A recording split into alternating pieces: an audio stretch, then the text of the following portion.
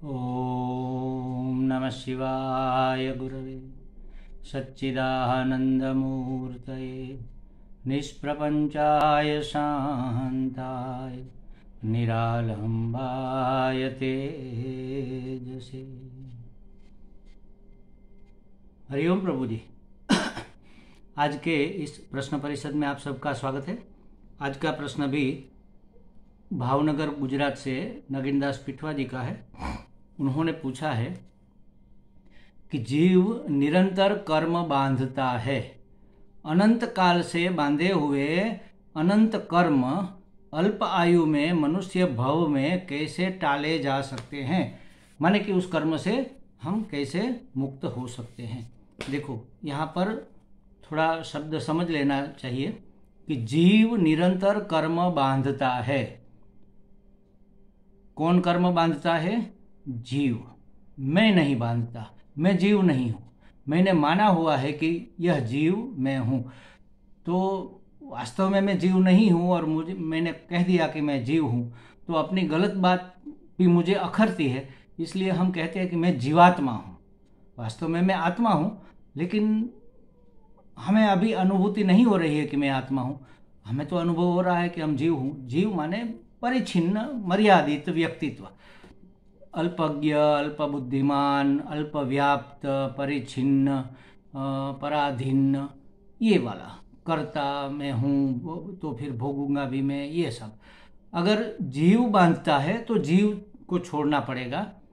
जीव छोड़ेगा कैसे, वो तो हमें पता नहीं। तो सबसे आसान तरीका ये है कि हम जीवत्व को ही छोड़ दें।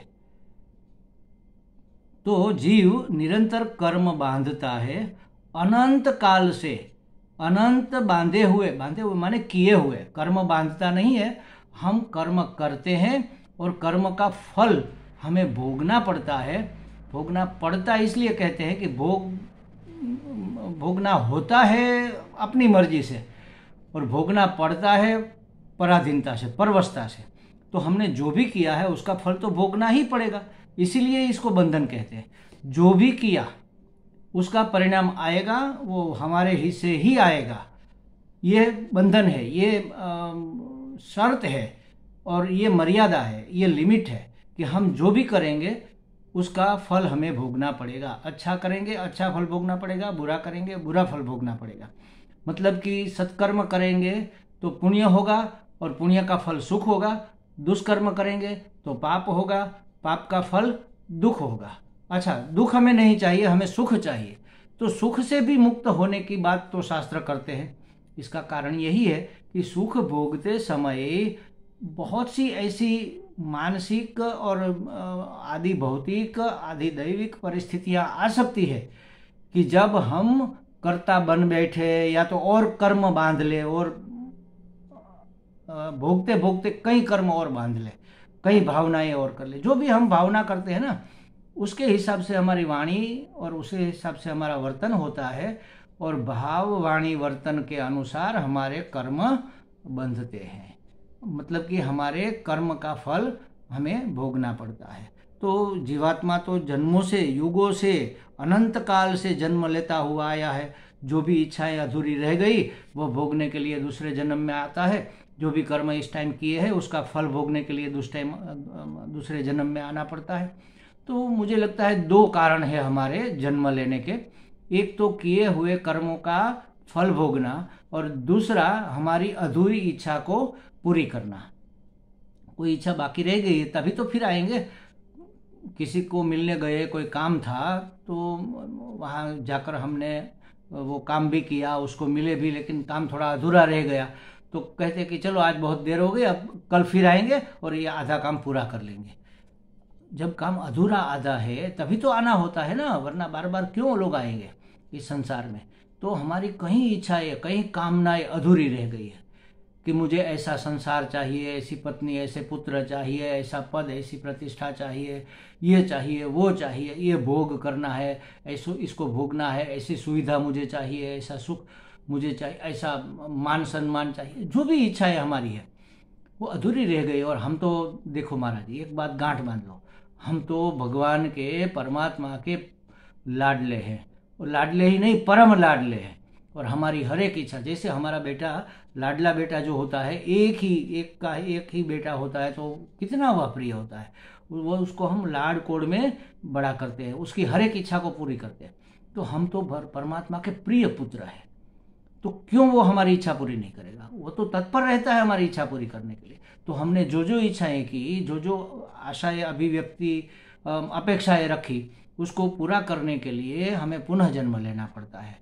और जो इस जन्म में हमने कर्म किए, कोई कोई कर्म ऐसा होता है कि उसका फल तुरंत मिल जाता है, कोई फल ऐसा होता है कि थोड़ी देर के बाद पकता है, और कोई कोई कर्म ऐसा होता है जिसका फल बहुत लंबे समय के बाद पकता है। जैसे हमने पहले भी उदाहरण दिए थे कि जैसे आप समझो कि मूंग का दाना है, मूंग जो दाल के रूप में आता है, मूंग का दाना अगर हम भिगो कर बोएंगे तो एक दिन में उसमें से अंकुर निकल आएंगे। अब हर एक वस्तु एक दिन में उग जाए ऐसा जरूरी नहीं है। कई चीज़ें ऐसी है जो 4-5 दिन के बाद उगती है, एक सप्ताह के बाद उसमें से अंकुर निकलते हैं। और कई वस्तुएं तो ऐसी है, जैसे समझो कि ये इमली का बीज तो थोड़ा कठोर होता है, या आम का बीज, या नारियल कह लो, वो 15-20 दिन लगता है उसको ज़मीन में गाड़कर पानी में भिगोए रखते हुए, भीगी मिट्टी में, तब फिर जाकर उसमें से कहीं अंकुर निकलता है। तो उसी तरह हमारे कर्म भी, जैसे समझो कि कोई पहलवान जा रहा है और हमें लगा कि वो हमसे बदतमीजी कर रहा है, तो हमने उसको डांट दिया, गाली गलौज कर दी। अगर हम गाली देंगे तो वो पहलवान क्या करेगा? एक तमाचा झड़ देगा तुरंत। कर्म किया, गाली देने का, फल मिला तमाचा खाने का। उसी तरह कोई आदमी जा रहा है और हम उसको कह रहे, आप तो बहुत भले आदमी लग रहे हैं महाराज, इतने सुगढ़ है, इतने सहायक है, सबकी सेवा करते हुए चलते हैं, सबको सहायता, बहुत भले आदमी है आप। वो प्रसन्न होगा, वो आपकी भी प्रशंसा करेगा। नहीं नहीं, आप भले हैं, इसके लिए आपको सब भले लोग लगते हैं। तो जैसा कर्म वैसा परिणाम तुरंत मिलता है। ये मूंग के दाने हैं सब। और इमली जैसे दाने, नारियल जैसे दाने कुछ ऐसे होते हैं, जैसे समझो कि नौकरी कर रहे हैं तो महीने के आखिर में पगार मिलेगा, ये पगार हमारी नौकरी का फल है। उसी तरह इस जन्म में किए हुए कर्म तुरंत फल देते हैं, थोड़ी देर के बाद भी फल देते हैं। लेकिन कई कर्म ऐसे होते हैं जो इस जन्म में हमें मिलने की सुविधा नहीं रहती, क्योंकि हम जिस कारण से, जिस हेतु से यहाँ पर जन्म लेकर आए हुए हैं, उस हेतु के अनुसार हमारे आसपास का एनवायरनमेंट परमात्मा ने हमें दिया है। उसी एनवायरनमेंट में हमारा जन्म हो, उसी परिवार में, वैसे खानदान में, वैसे संस्कार वाले खानदान में, ऐसी स्कूल में, ऐसे मित्रों में हमें रखा है, ताकि हमारी जो इच्छाएं अधूरी रह गई थी उसको हम पूरा कर सके, और जो फल हमें भोगना था उसको भोग सके। अब कोई कर्म ऐसा है जो इस इन्वायरमेंट में, इस वातावरण में उसका फल मिलना संभव नहीं है, तो वह जमा रहेगा, संचित रहेगा, उसका ढेर लगता जाएगा और दूसरे जन्म में उसका फल मिलेगा। तो अनंत जन्मों से अनंत कर्म जीव करता आया है, तो इस कर्म के बंधन से छूटे कैसे? कर्म नहीं हमें बांधता है, हम कर्म के हिसाब से अपने आप को बांधते हैं। जीवात्मा स्वयं को बांधता है। जैसे ये रेशम का कीड़ा होता है ना महाराज, वह क्या करता है पता है? उसके मुंह से एक लार निकलती है और हवा लगने से वह सूख जाती है, वह रेशम का तार बन जाती है। अब थोड़ी लार निकली तो वह ऐसे उस लार को अपने शरीर पर लपेट लेता है, तो लार निकलती रहती है, वो लपेटते रहता है। एक दिन ऐसा आता है कि वो पूरा का पूरा ढक जाता है। अब न तो कहीं वो आ जा सकता है, न कुछ कर सकता है, क्योंकि वह बंध गया अपने ही जाल में फंस गया। अब वह निकल नहीं पाएगा, वो तो परवश है, इसलिए नहीं निकल पाएगा। लेकिन मनुष्य, क्योंकि वह भोग योनि है, ऐसा दुख या सुख जो भी उसको मिल रहा है वो उसको भोगना है, बस ये इनबिल्ट प्रोग्राम है उसके अंदर। लेकिन मनुष्य के अंदर भगवान ने एक विवेक नाम का तत्व दिया हुआ है, जिसके कारण कर्म करते हुए भी हम बंधेंगे नहीं। ईश्वर की योजना है, इस अनुसार हो रहा है, मैं कर रहा हूं, यह भावना जब नहीं रहेगी तो बंधन नहीं होगा। जिसने किया वही तो भोगेगा। मैंने किया ऐसा मैं मानता ही नहीं, मुझसे हो रहा है। तो महाराज, एक शरणानंद जी महाराज का एक वाक्य है, समग्र साधना का सार संग्रह कह लो, इससे बड़ी और कोई साधना हो नहीं सकती। इससे बड़ा और कोई ज्ञान हो नहीं सकता। इसको अगर याद रखेंगे तो हम ऐसे कर्म कभी नहीं करेंगे जिससे हमें बंधना पड़ेगा। माने कि कर्म हम इस तरह से नहीं करेंगे जिससे हम बंध जाए। क्या है वह सूत्र, क्या है वह मंत्र? तो कहते हैं कि करने में सावधान और होने में प्रसन्न रहो। जो भी करते हैं सावधान रहकर करना है कि मैं करता हूँ ऐसा भाव न रहे, मुझसे करवाया जा रहा है। हमारे ईश्वर, हमारे परमात्मा, हमारे परमेश्वर चाहते हैं कि यह कर्म मेरे हाथों हो जाए ताकि संसार की सेवा बन सके।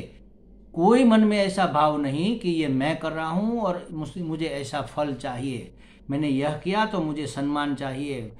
कोई तो हो जो कहे कि हाँ आपने बहुत अच्छा किया, हमें प्रोत्साहन देने के लिए।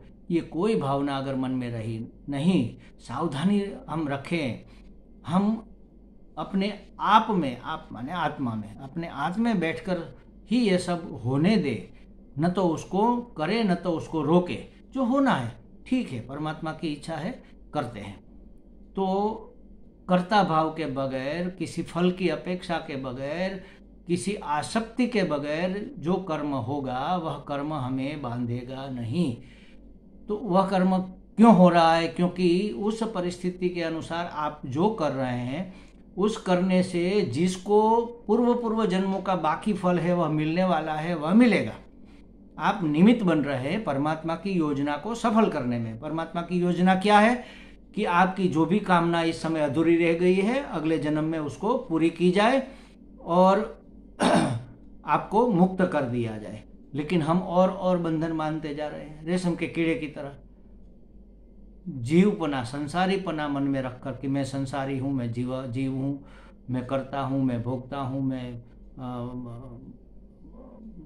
जन्म मृत्यु के अधीन हूँ, मैं पराधीन हूँ, मैं परवश हूँ, मैं सुखी दुखी हूँ। ये सब हमने मान रखा। इसी का नाम जीवत्व है, इसी का नाम संसारित्व है। अगर हम अपना जीवत्व ही छोड़ दे तो फिर कौन करेगा और कौन बांधेगा?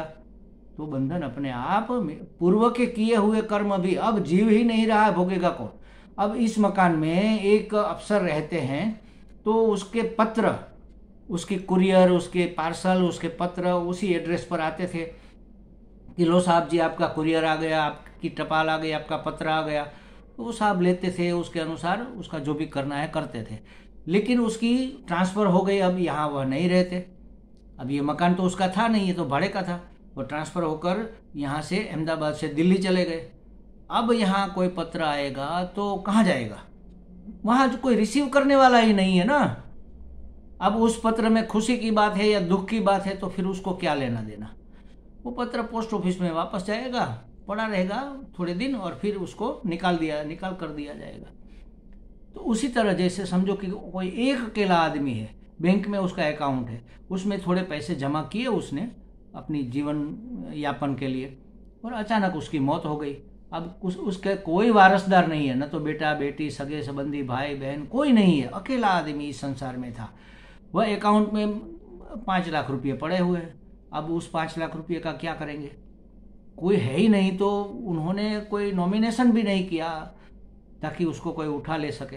क्या करेंगे?